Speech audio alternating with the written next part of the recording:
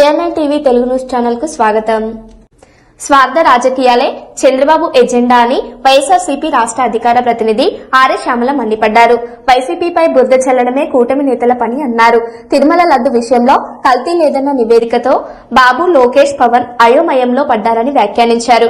రాష్ట్రంలో ప్రజాస్వామ్యం ప్రమాదంలో ఉందని ఆమె హెచ్చరించారు. కాకుండా ఆఖరికి కలియుగ ప్రత్యక్ష దైవమైన ఆ దేవదేవుడు శ్రీ వెంకటేశ్వర స్వామిని కూడా తమ స్వార్థ రాజకీయాల్లో భాగాన్ని చేసిన ఘనత ప్రస్తుత కూటమి ప్రభుత్వానికి దక్కుతుంది.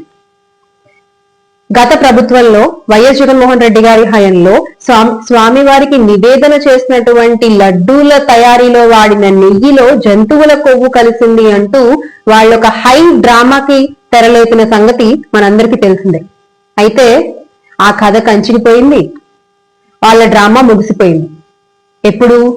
మొన్న సిబిఐ ఇచ్చిన నివేదిక ద్వారా ఐఎస్ఆర్ఏ ఎన్డీడీబీ ల్యాబ్లలో శాస్త్రీయంగా పరిశోధించి ఎలాంటి జంతువుల కొవ్వు కూడా జగన్మోహన్ రెడ్డి గారు ముఖ్యమంత్రిగా ఉన్నప్పటి హయంలో లడ్డూల తయారీలో కలవలేదు అని చెప్పి సాధికారికంగా నివేదికను వెల్లడించిన తర్వాత వీళ్ళ డ్రామా ముగిసిపోయింది. దాంతో ఏం చేయాలో అర్థం కాలేదు పెదబాబు గారికి, చిన్నబాబు గారికి, మన పీపీపీ గారికి. ఎలా మనం ఇంత డ్రామా తెరలేపాము, అన్ని మెట్లు కడిగాము, కింద నుంచి పైకి కడిగాము, ఒక బురద జల్లేశాము వైఎస్ఆర్ కాంగ్రెస్ పార్టీ మీద. మరి ఈ రోజున మనం చెప్పినవన్నీ అబద్ధాలు అని చెప్పి తేల్చేసింది ఈ నివేదిక అని చెప్పి ప్రజలు కూడా మాట్లాడుకుంటున్నారు. ఈ లడ్డు విషయంలో జగన్మోహన్ రెడ్డి గారు ఎలాంటి తప్పు లేదంట, ఎలాంటి జంతువుల కొవ్వు కలవలేదంట నెయ్యిలో అని చెప్పి ప్రజలు కూడా మాట్లాడుకుంటున్నారు. తప్పంతా కూటమి వైపు చూపిస్తున్నారు, అన్ని వేళ్లు మన వైపే చూపిస్తున్నాయి అనుకున్నారో ఏమో.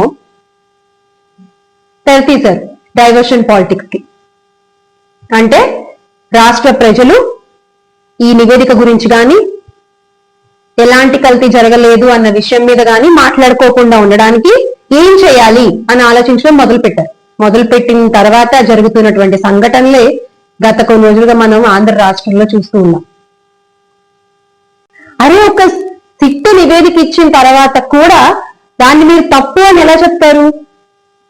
అంటే మీ ల్యాబుల్లో, మీ ఈనాడు కలర్ ల్యాబుల్లో ప్రింట్ అయ్యేస్తేనే నిజాలు, సిట్టు చెప్పినా కూడా అబద్ధమే ఆఖరికి. అంతేనా? కూటమి పెద్దల దృష్టిలో పెద్ద పెద్ద హోర్డింగ్లు కట్టారు, ఇంకా అబద్ధాన్ని ప్రజల్లో వద్దడానికి పెద్ద పెద్ద బ్యానర్లు, అబద్ధాలతో ఉన్నటువంటి బ్యానర్లు ప్రతి ఊర్లోనూ వెళ్తాయి. వాటిని తొలగించడానికి వెళ్లిన మా వైఎస్ఆర్ కాంగ్రెస్ పార్టీ కార్యకర్తలపై కేసులు.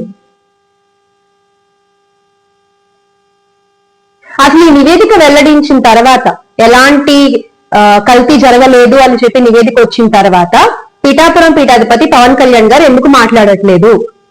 ఎందుకు దీని మీద కనీసం స్పందించలేదు? మీరు అది మాట్లాడకపోగా మా వైఎస్ఆర్ కాంగ్రెస్ పార్టీ నాయకులపై దాడులు చేస్తూ వస్తున్నారు వరుసగా. గుళ్ళ దగ్గరికి వెళ్తే గుళ్ళ దగ్గర ఆపుతారు, ఇళ్ల మీదకి వచ్చి దాడులు చేస్తారు.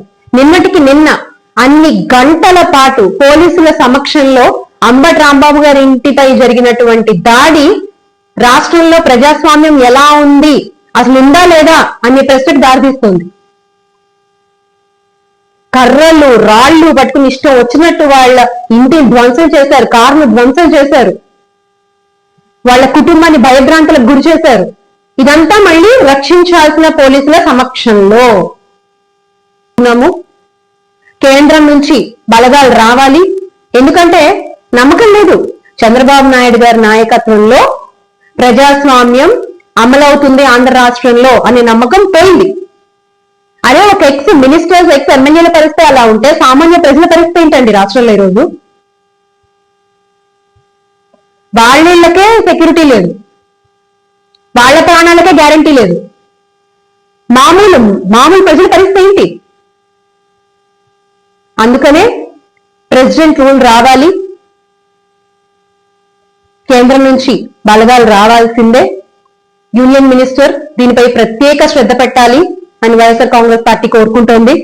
చంద్రబాబు నాయుడు గారు అధికారంలో ఉన్నంత కాలం ప్రజాస్వామ్యానికి రక్షణ లేదు అని మరొకసారి తెలియజేసుకుంటూ make Andhra great again with Jagananna.